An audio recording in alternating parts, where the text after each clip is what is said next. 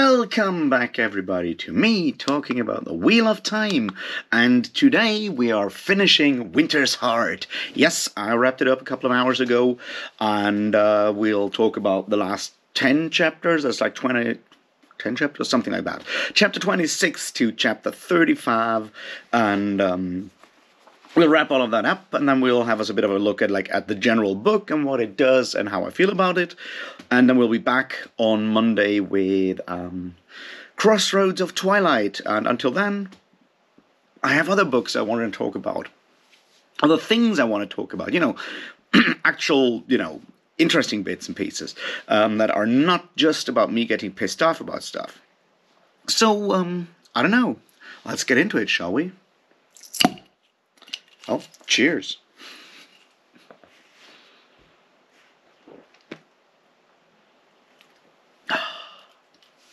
All right, here we are. 10 chapters and 2 plot lines, and that's it.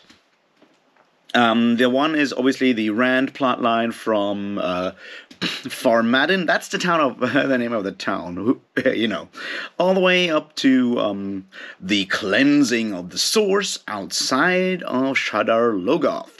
And the other one is basically what happens with Mat and gang in Abu Dar. And we will see how all of that will be going. I wonder which one we start first. Let's start first with the Mat plot line, because it's sort of the one that happens first in the book as well.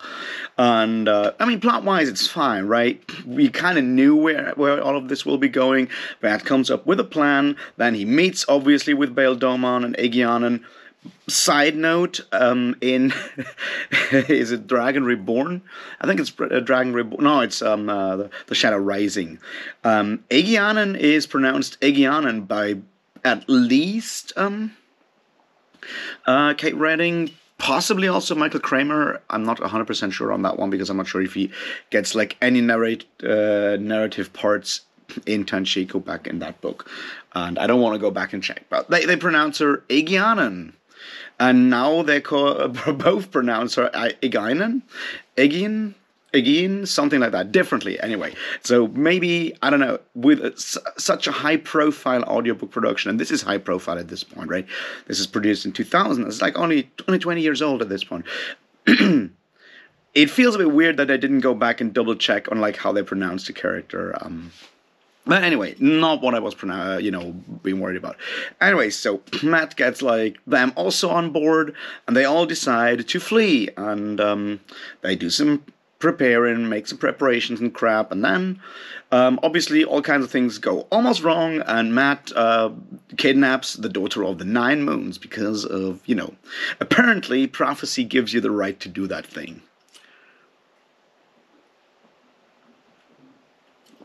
That's sort of the overall wrap. And once again, this part is mostly fun. This is actually pretty cool because it has this more light tone to it that we get with Mat as our viewpoint character. It's fine. It's nice to see Bayle Domon back in action. It's all of that stuff works out mostly well. The whole idea of him being the pretty of the queen, so he can't just go and do whatever the fuck he wants, and all of that stuff, still kind of feels a bit weird, but I kind of see and get what Robert Jordan's trying to do there. And as I said, we've spoken about it before, so I don't mind going too deep into that. I think the only weird thing there is that at the end of it all, Mat decides to leave, which I guess makes it all okay. And she lets him leave, but asks him to tie her up because we need another one of those woman being undressed and tied up scenes, because we just need another one of those. It's just doesn't work without them, apparently, in these books. And I'm, as I said, I don't need to, I don't want to bother too much about that bit. I think the more interesting aspects here are certainly the situation with the daughter of the Nine Moons, because it raises some very interesting, deeper questions that I'm not quite sure Robert Jordan, is fully, exploring. And that is, all the way back in at the beginning of Shadow Rising, both Mat and Rand walk through that Tir Angreal in that other world, the world where they meet are they called Elfwinds or something like that? One of those, either the foxes or the snakes, which is, I absolutely love that bit. It's like one of the best parts of the entire Wheel of Time world for me is that parallel world with those two different alien races that are, I keep forgetting the names, but who cares? Like, where like elves kind of, elf mythology kind of could come from, kind of. I love that idea of the one group that always gives, like 3 answers, and sort of in that whole, like, German mythology of, like, the 3 fates or whatever. I mean, not only German, but, with Verdandi, and Skald, or, like, Greek fates or whatever. There's a lot of these, like, 3 people giving you 3 answers that are true kind of thing. It's really cool to have that sort of set in, like, there's like a different world with aliens that do that kind of thing. And they're bound to tell you the truth for whatever reason, because I guess they're in, like, a parallel dimension.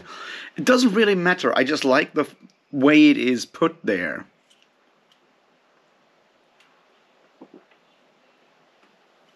And I do like the way he's then later connected with that board game of foxes and snakes and foxes that Mat is always playing with Oliver, and the idea that game you can only win that game if you cheat, which makes it like a really fun, way to actually explain on how you should deal with those promises and gifts that you get, or answers and gifts that you get from that parallel dimension. I do like that. It's, credit where credit is due. That bit is really cool. Now we come to the problem, though, which is, Tuon, daughter of the Nine Moons, shows up. Mat doesn't know that she's the daughter of the Nine Moons, but, shows up, tries to prevent him from leaving. They get into something of a fight. She kicks the living shit out of Mat because he's still injured. Anyway, but then the other guy, Noel Charin, whatever, shows up, holds her from behind. They tie her up because we need another tying up sequence. Of course we do. And, that's sort of the point where where Mat finds out that she is the daughter of the Nine Moons. He's like, yeah, she's my wife. And so we'll not leave her there. We'll just take her with us. And I think this is where it gets, like, interesting in a way, because he just takes the fact that those aliens in that other world told him that he will marry the daughter of the Nine Moons. He just, like, takes that for, I'll first moment I meet her, I'll just fucking marry her, and that's that. Which is, I don't know. It's something of, like, I find this, like, weird, because it's kind of unexplained in Mat's character. I mean, you can go with, like, he just goes with the flow because he's a very intuitive kind of character, but on the other hand, it's more like, it feels like an arranged marriage at that point, and he just, like, takes that and, like, I'll do that, fuck it, here we go. Plus, obviously, the idea of consent doesn't actually play any role here, because he got told he will marry the daughter of the Nine Moons, so he said, I'm just doing that, no matter what she gets to, what she thinks in the whole matter. And that is, of course, the general question of free will, which apparently doesn't exist in these books, or maybe does, and, I guess it's one of those, if you're a Protestant, especially if you're like a Calvinist, it's one of those things that come very hard to you if you want to actually write them into your fantasy world, to get rid of those notions of free will and predestination and the likes. So I am a bit disturbed by the way this is handled, because there's, like, no reflection on, we get all of that bit through Mat's perspective, right? So there would have been room, and the book is not too long, right? There would have been room enough for a just, like, short, like, 2-3 thoughts of Mat's, like, whether, oh God, she's the daughter of the Nine Moons. What the fuck should I do now? Leave her?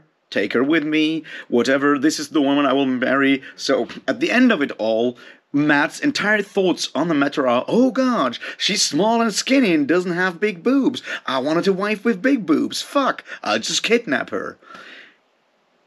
And I think that's why I have the issue there, is like, it comes out of nowhere. We don't get like any rationalization on Matt's part. He just takes her and complains about her figure, which, is another one of those, apparently everything is very much about like optics in these books and about like how people look all the time. Plus, as I said, like there's like no question of consent. He just literally kidnaps her and calls her his wife. Like, she doesn't get any choice in there. And that kind of sucks a lot.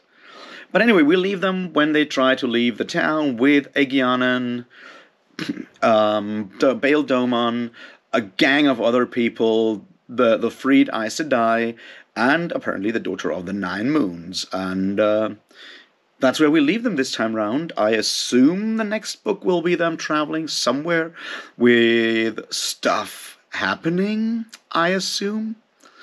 But we will have to figure that bit out when we get there, next week, hopefully. Although, looking at the structure, maybe Crossroads of Twilight will only be Egwene and Perrin crap. Or not crap, but this book has basically only been about, a bit of Elaine. I completely forgot the Elaine travel bit. We'll talk about that in a second. Mostly about like these people. We didn't hear anything of Egwene's perspective, nor anything from what's his name, Perrin and Faile, apart from like that first chapter or like first 2 chapters. So maybe plot-wise, we'll mostly spend our time wherever that will be.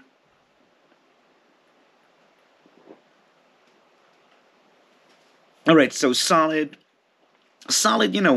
adventure plotline story. You're like, we try to get ourselves out of there. We make plans. There's a bit of chaos in there. There's because of all that action, very little time for Robert Jordan to insert a lot of like his super sketchy views on gender relations, culture, or anything like that. It's just straightforward. And that mostly works. He's good at that kind of stuff. He should have written just like shorter adventure novels, and he would have been a much better writer. Or his works would have been much more suited to his talents. So, let's look at are men writing women? Something like that. Let's look at the Elaine bit. So basically, we only get a bit of like Elaine wandering around, then Elaine teleporting, gatewaying, traveling to the north to meet the Border Kingdom armies, and then traveling back. And we also have to face the fact that apparently,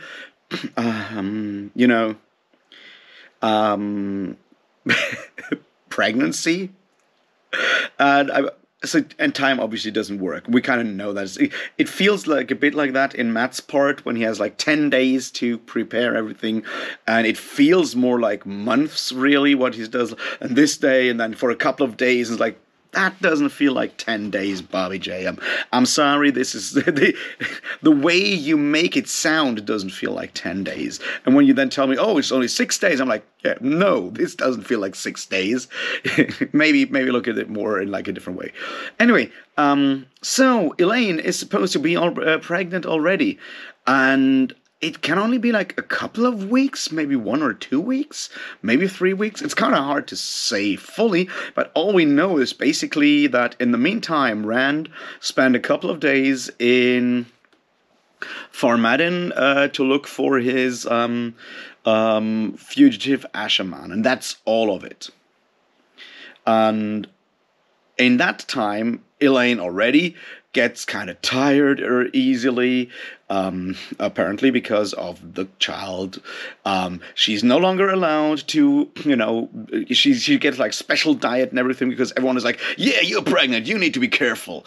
And I see interesting things there. Mostly, this is written by a dude, by Bobby J, who I'm pretty sure is not a gynecologist. And now I'm obviously neither.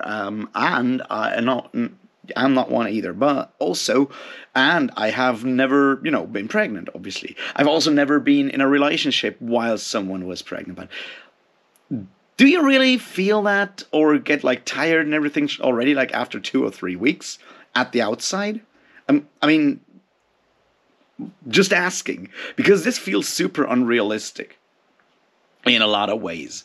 And my point there is that the idea, or like the way it is portrayed, that as soon as one woman is pregnant and her friends know about it, like the entire female half of the palace, like everyone knows about it and everyone is focusing on it.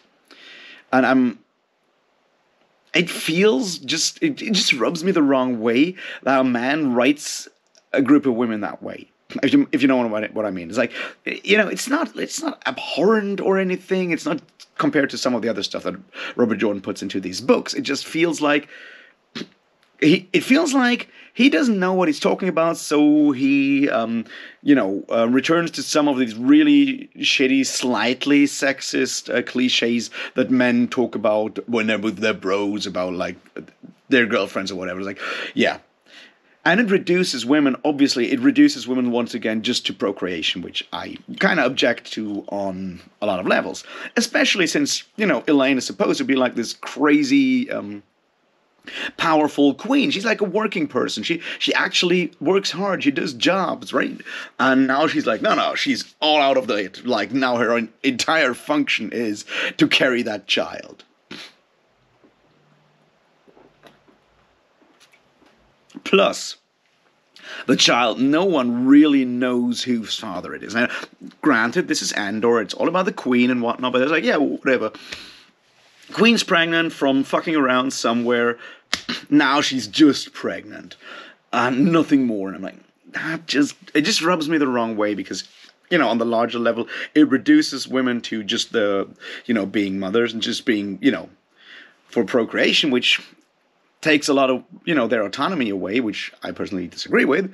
And the way it is written feels like, it doesn't feel genuine. It doesn't feel realistic, authentic, or anything. It just feels like a man trying to understand it, or not even trying to understand it, but like going back to the to the bad cliches and stereotypes. And I don't like that.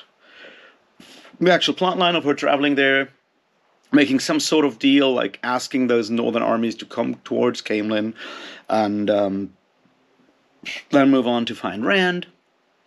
That part is okay. That part is solid.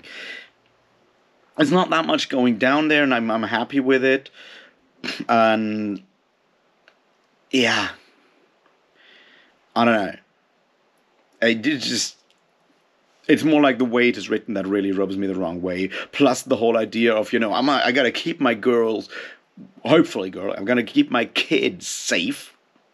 And I'll do this by giving the pretense that evil guy, who we don't know that he's evil. I mean, we know, but she doesn't know, who's now the captain of her guard, is her lover. And it just, fuck's sake. If she is queen or daughter heir with all these powers and magical powers, why does she do this kind? It's that weird thing that Robert Jordan doesn't understand politics, and doesn't understand magic, and doesn't understand how magic influences politics. And he's like, sometimes it oscillates between those two things. Like one moment, those people are all powerful. She's like the second or third most powerful Aes Sedai magic-wise in the known world there. But at the same time, she has to pretend to keep her kids safe. And just doesn't really work out that well.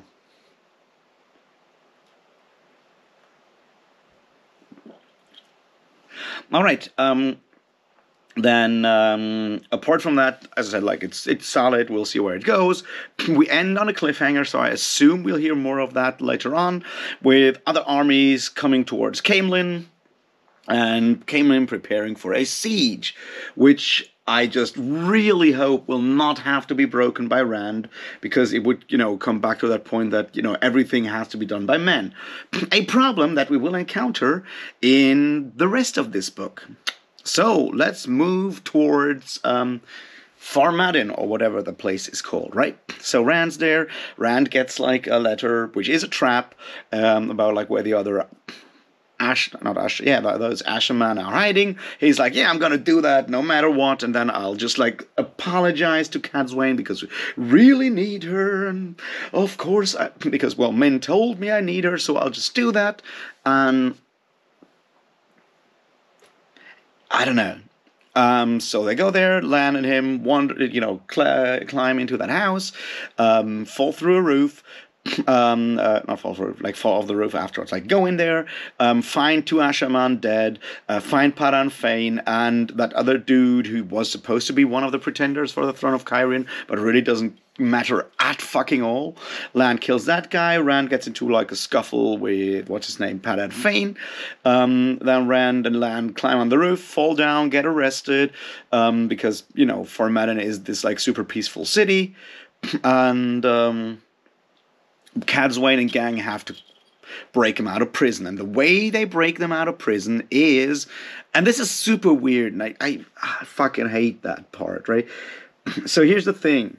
They walk in, and this is supposedly a place where magic doesn't work, but Nynaeve and what's her name, Cadsuane, can use magic because they have these, like, magic power banks, basically, like ter'angreal, where you can store magic even if you can't reach the source at that point.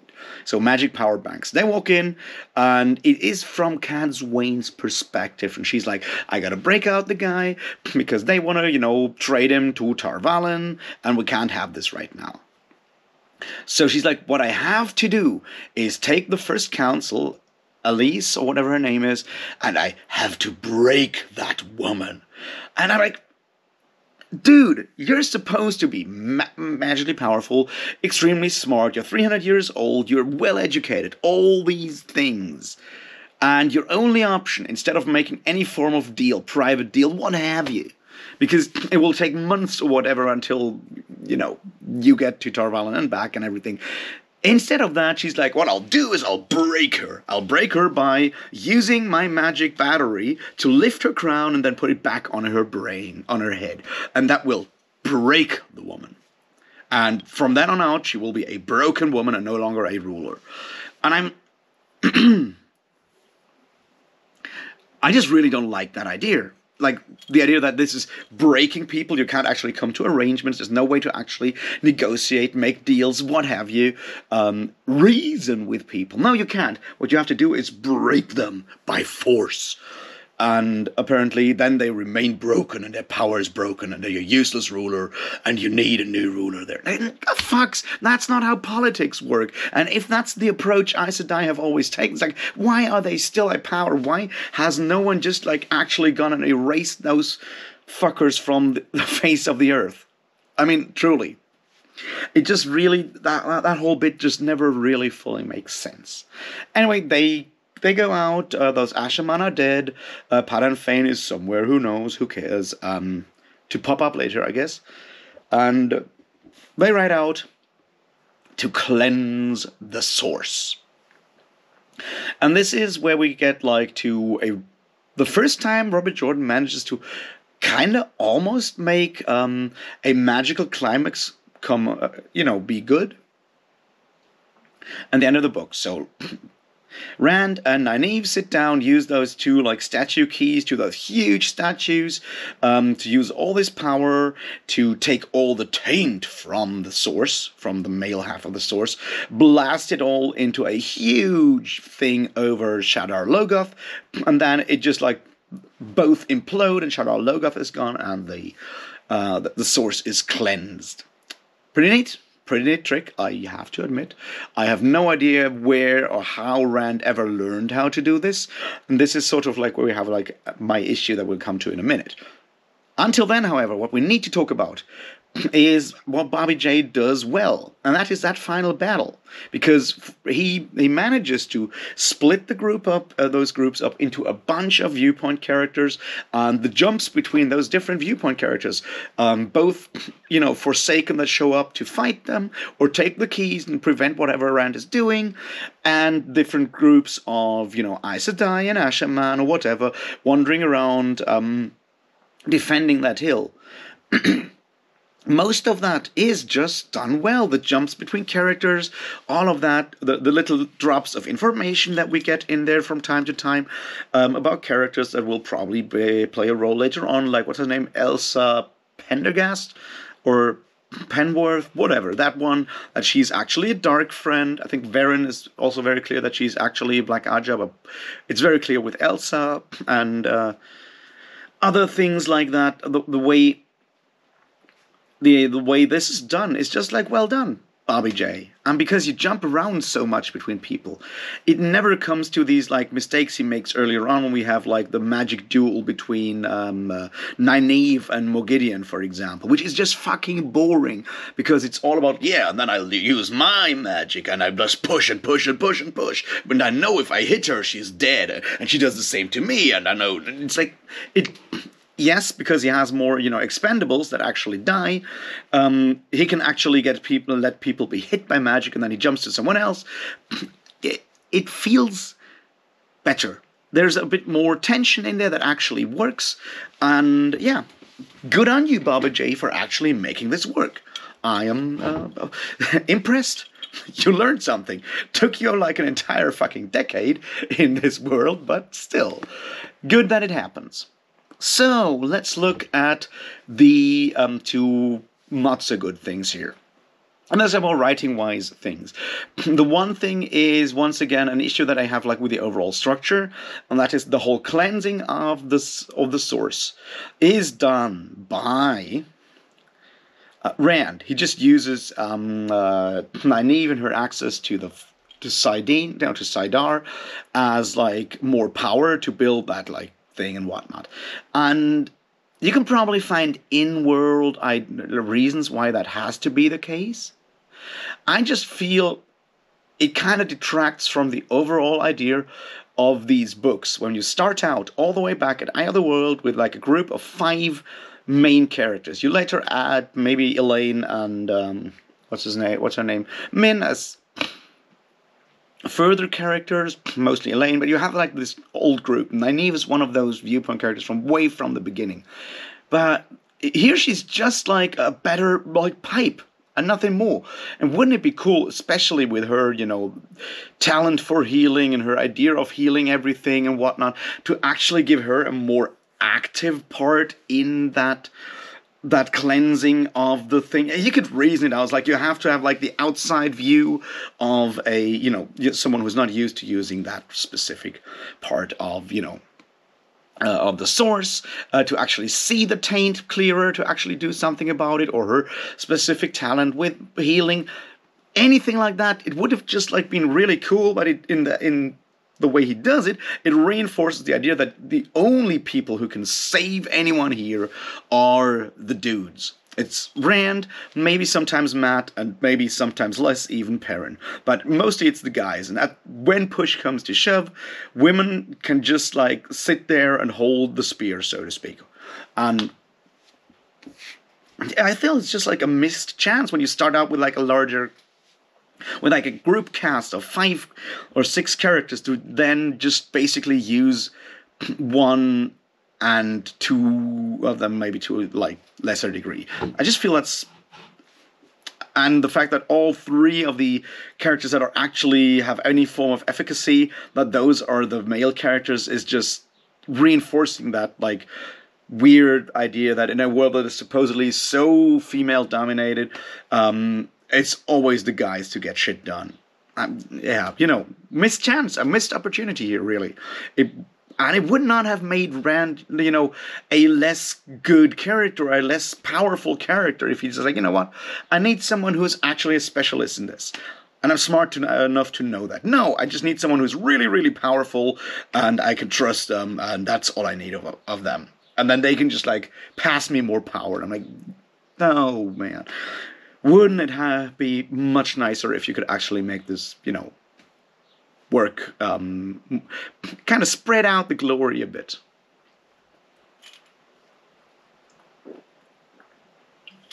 Because what it leads to is that later on, whenever anyone is in any form of trouble, especially if any of the women are in trouble, as a reader, I expect that I'll have to wait until Rand shows up to solve the problem.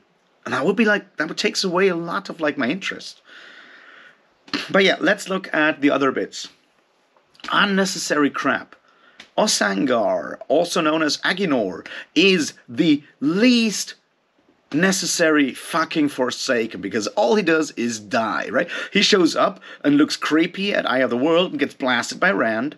And then he shows up again as Osangar, is supposed to be, disguises himself as Dashiva, one of the Ashaman, and then gets blown to smithereens again. And I'm like, you know what? Why even bother with that character? There's nothing that character does. We never find out, like, no one seems to trust him even as an Ashaman. Now, if we had, like, any scenes or information that he kind of, actually is responsible for all the badness within the Ashaman or whatever, yeah, maybe. But we don't have any of that either. It's all just like, yeah, he's just there. And then he gets blown to hell, and then he gets blown to hell again. I'm like, you could just like drop that plot line, drop the character. You don't need that fucker. It's completely unnecessary, because even as an Ashaman, he doesn't do anything except stand in the background and mumble to himself. He's not important for any Ashaman action either.